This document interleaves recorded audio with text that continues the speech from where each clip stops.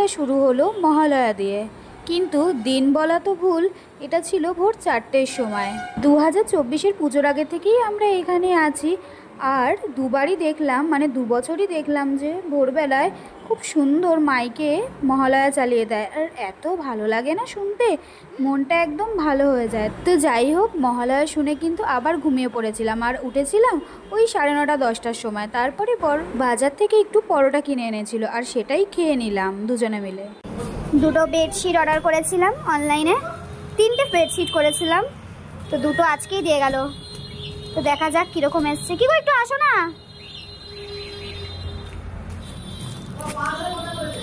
হ্যাঁ, কি পায়ে ধরে বসেছে কেন?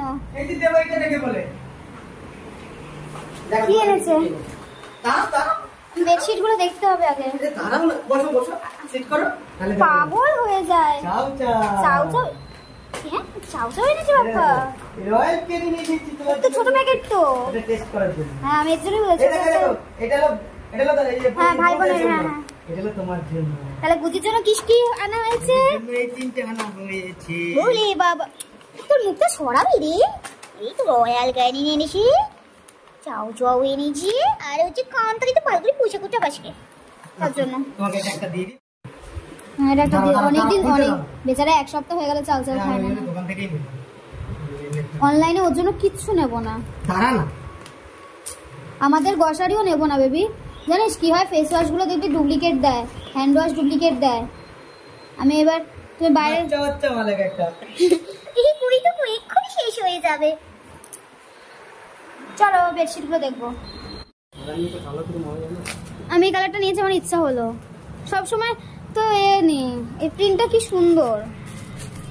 আমি কি একটু ভালো সুন্দর দেখে হ্যাঁ, প্রিন্টটা এত সুন্দর না। হ্যাঁ, কাপড় ঠিক আছে তো? ভালো এসছো। হ্যাঁ হ্যাঁ, ভালো এসছে। এটা রেখে দাও, আর একটা আসবে, এটা দেখা যাক। তো ভালোই এসছে এটা।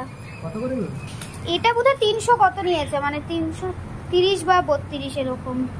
আর এটা 280 87 এরকম হবে। আর ওটাও এরকম 300 হ্যাঁ, মানে 300-র মধ্যে। এটা 300, ও ওইটা তাহলে 300 কত? এটা হ্যাঁ, এটা ইলাস্টিক না, এটা তো আমি ইলাস্টিক দেওয়া দিয়েছিলাম। ইলাস্টিক ছাড়াও ভালো আছে, কাপড় কোয়ালিটি মোটা আছে। এটা ইলাস্টিক ছাড়া এসছে, মোটা আছে। এটা খুলে দেখতে হবে কত।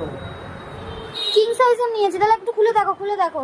রিটার্ন করে দেবো, নাহলে করতে হবে না রিটার্ন।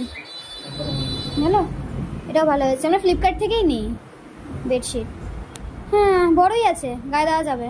হ্যাঁ, ভালো এসছে, ভালো এসছে, এমনিও গায়ে দিতে পারবো। ভালো। তো আমি এইদিকে বাকি ঘরের কাজগুলো করে নিলাম, আর বর দেখলাম একটু পুদিনা পাতা দিয়ে শরবত বানিয়ে আমায় দিল। আর আজকের রান্নাটা কিন্তু বরমশাই করছে। আমার বর এখন কি সব আগ্রাম বাগ্রাম চিকেন রান্না করছে, ম্যারিনেট করে। কি করছে, তার উপর দিয়ে পেঁয়াজ দিয়ে দিয়েছে। বুঝতে পারছি না, আগ্রাম বাগ্রাম আজকে চিকেন রান্না হবে মহালয়ার দিন। যা হবে তাই খেয়ে নেবো। দেখি তেল দিয়েছে না জল, চিকেনের জল বেরিয়েছে, কি হচ্ছে বুঝতে পারছি না। কি করেছে? ও, দেখি রান্না হোক, তারপরে দেখাই। তো দেখো, বর তো রান্না করছে, আর এইদিকে আমি স্নান করে পুজোটাও দিয়ে দিলাম। আর জানো তো, আজকে ফুল আনতে একদম মনে ছিল না, তাই গাছে যে ফুলগুলো ফুটেছে সেগুলো দিয়েই পুজো দিয়ে দিলাম। আর পুজো দিয়ে উঠে বরের হাতের দেখো স্পেশাল চিকেনের ঝোল, আর গরম গরম ভাত, সাথে ছিল লেবু। তো সেই দিয়ে আজকের খাওয়াটা কিন্তু একদম দুপুরে জমে গেছে। আর দেখেছো, আজকে কিন্তু একটু অন্যরকমভাবেই চিকেনটা রান্না করা হয়েছে। তবে আমি চিকেনের পিসটা পুরোটা নিলেও আমি পুরো চিকেনটা খেতে পারিনি, হাফ খেয়ে বরকে আবার দিয়ে দিয়েছি। তো যাই হোক, দেখো এখানে আমি একদম ভাতের সাথে ঝোলের সাথে লেবু চটকে চিকেন দিয়ে ভাতটাকে মুখে পুড়ে দিলাম। আর আজ কিন্তু চিকেনের সাথে ভাতটা খেতে সেই স্বাদ লাগছিল। তো দেখো, সকালে যেহেতু আর মহালয়া দেখিনি, তাই ভাবলাম যে খেতে বসে একটু মহালয়া চালাই।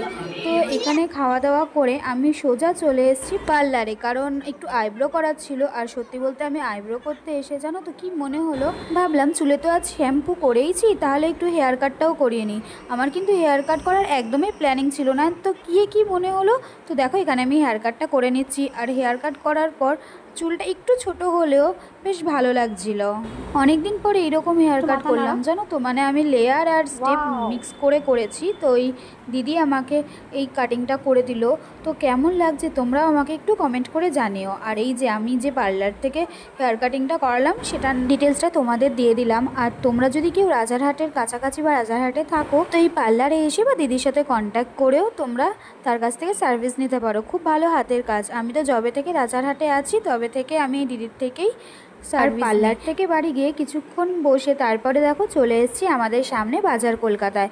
তো আমার যেহেতু পুজোর কোনো শপিং হয়নি, তো বর বললো যে চলো আজকে সময় আছে, তো আজকেই শপিংটা তোমার করিয়ে দিই। তো সেই মতো দেখো দুজনে মিলে টুকটুক করে চলে এসেছি। প্রথমে আমি যাবো নাই বলছিলাম, কিন্তু দেখলাম যে আজ যদি না যাই তাহলে আর যাওয়ার সময় হবে না। তো দেখো এখানে এসে আমরা পছন্দ মতো কেনাকাটা করে নিচ্ছি। আর যা ভিড় ছিল বাবারে বাবা। যাই হোক ট্রায়াল রুমটা একটু ফাঁকা ছিল বলে সুবিধা হয়ে যায়। তারপরে আর ভিডিও ক্লিপ নিতে পারিনি, সরাসরি দেখো বিলিং কাউন্টারে চলে এসেছি। তো বিলও করিয়ে নিয়েছি। আর বিল করিয়ে নেওয়ার পরে মনটা তো একদম ঝাঁকানাকা হয়ে গেল, কারণ পুজোর কেনাকাটি তো হয়েই গেল।